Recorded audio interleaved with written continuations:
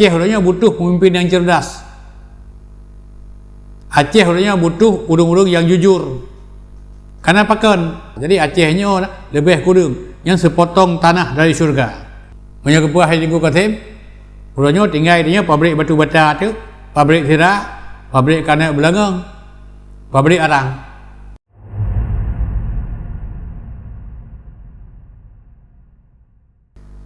Assalamualaikum warahmatullahi wabarakatuh. Aceh bakal kaya raya, punya penguasa cadang dan amanah. Yang habanya ulung pegah adalah ulung kutip haba yang disampaikan melalui media rakyat Aceh, yang disampaikan oleh salah satu pimpinan DPRA Tengku Raja Kenangan. Apakah Aceh bakal kaya raya, Aceh bakal makmur, Aceh untuk lebih kaya dari Saudi Arabia. Tapi nyohan terlepas, yang mat Aceh urung carung, yang mat Aceh urung cerdas, yang mat Aceh urung fatanah, yang mat Aceh urung yang jujur.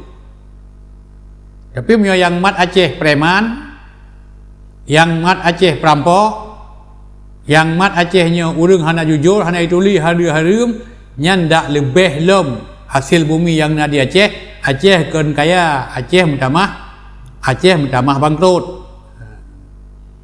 Jadi aku sampaikan sesuai dan juga terbaca pada media-media yang lain bahwa di Aceh kan ditemukan cadangan minyak dan gas bumi lewat laut lepas Andaman yang diperkirakan jauh lebih besar, lebih raya daripada cadangan minyak dan gas yang ada di Saudi Arabia. Walaupun kepastian bahawa di Aceh memiliki cadangan minyak dan gas yang begitu besar, mungkin dalam pengoboran ia akan dilakukan, atau pengoboran lanjutan ia akan dilakukan bakton 2020 le. Makanya munyo lagian memang na gambaran bahawa di Aceh akan na cadangan minyak dan gas bumi yang melimpah ruah. Yang diperoleh orangnya, yang diperoleh jenuh adalah orang-orang yang berpengetahuan, orang-orang yang cerdas. Jadi Aceh orangnya butuh pemimpin yang cerdas. Aceh orangnya butuh urung-urung yang jujur. Kenapa kan? Aceh cukup potensi. Jadi Aceh gebi kemakmuran di Allah luar biasa. Tapi Belanda jamui pegah. Katanya gelam mudah untuk dideteksi minyak dan gas alam. Pegah di Belanda di Aceh Nangrau tanah cukup makmur.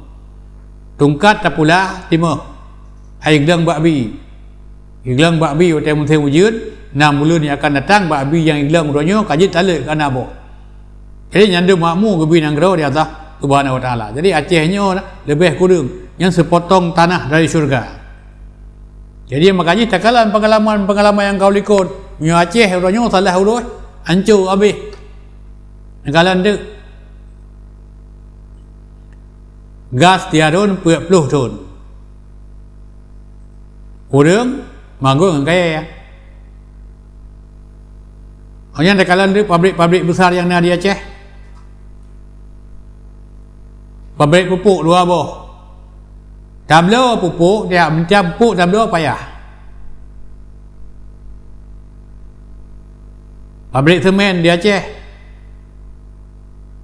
Urangnya pabrik-pabrik yang ada Aceh habis hidup. Punya kepuah hari Minggu Katim, orangnya tinggal dia pabrik batu bata tu, pabrik sirah, pabrik kanak belangang, pabrik arang. Jadi cara-cara lut punya kitanya taat. Jadi untuk masa yang akan datang Acehnya hantip ngurung jarang sebenarnya. Sebab mana kepada Allah. Apabila kitanya taat, apabila kitanya patuh, di balik ketaatan dan kepatuhan kepada Allah, di sanalah akan muncul rezeki. Maka kepada Rasul, kamu jangan berpikir tentang rezekimu, tapi kamu berpikir tentang solatmu. Jadi apabila urusan solatnya lancar, apabila urusan solatnya sempurna, apabila urusan solatnya betul, nyo soal rezeki dipikir di Allah Subhanahu Wa Taala.